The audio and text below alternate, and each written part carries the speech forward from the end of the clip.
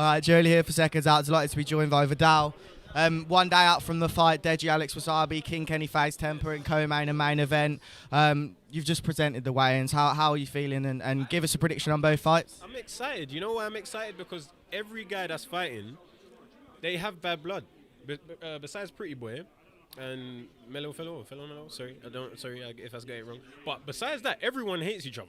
They've done a job here of making sure everyone has bad blood in them before they get in the ring. So it's exciting, man. You know, this side of boxing is a different side of boxing. And what I'm gassed about is that they've kept it separate this time.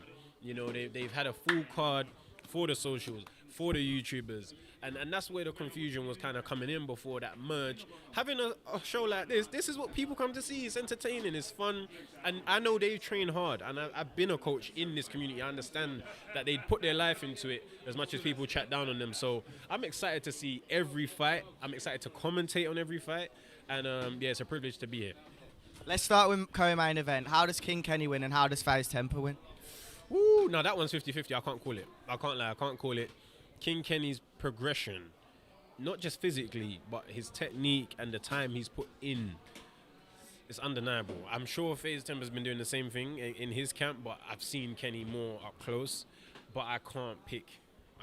I'll be honest, that's a 50-50 fight, and I wish both guys the best. And with the DEJI fight, it's also difficult because DEJI's like changed a lot, it seems anyway, since his last fight. And also there's not a lot to watch on both guys. Yeah, there's not a lot to watch, which is always smart. You know, keep the footage low key. Don't let no one know too much about what you're doing.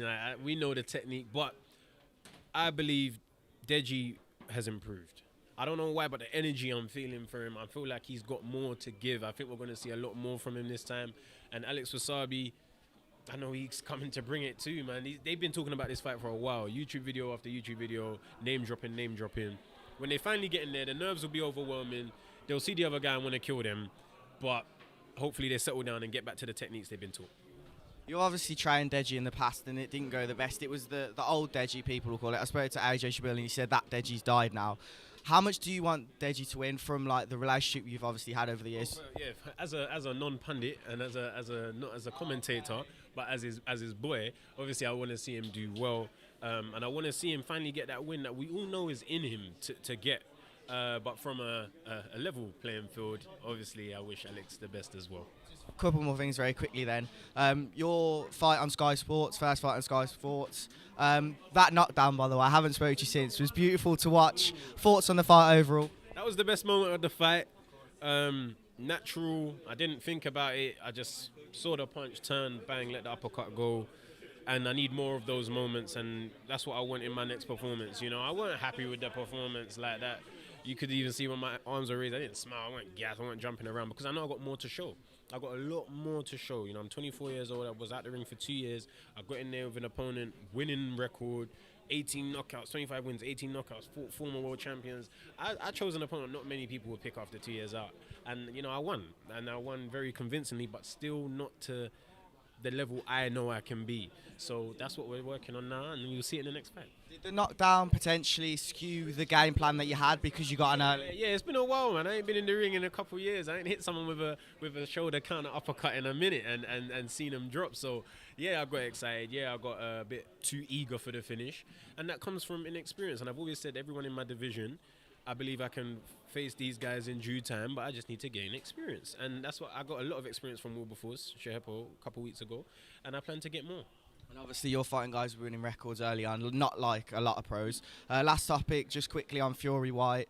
How happy are you that's happening? Finally, this is what we're talking about. Wembley Arena, you know, all a British heavyweight title fight, Yeah, it's exciting times, man. I think the fight is not going to be easy for either man. I can't see anyone landslide victory and winning by a landslide in this. It's going to be a battle. Both guys will hit the deck. I don't know who's going to be the final guy standing right now. Safe bet is Fury, but Dillian Whyte is not a man to bet against. Are the mind games Dillian Whyte is playing, not going to the press conferences, is that going to affect Tyson? Nah. I don't think any mind games can affect Tyson. He's the mind game guy, so it's just like when someone else is doing it to him, he's like, all right, cool, taking a trick from me type thing. I don't think it's going to really play on his mind. And last of all, how did both guys win? Someone wins by knockout. in that fight. That's not a points victory for either guy. I see a KO for sure. Appreciate your time, man. Thank you, bro. Appreciate it.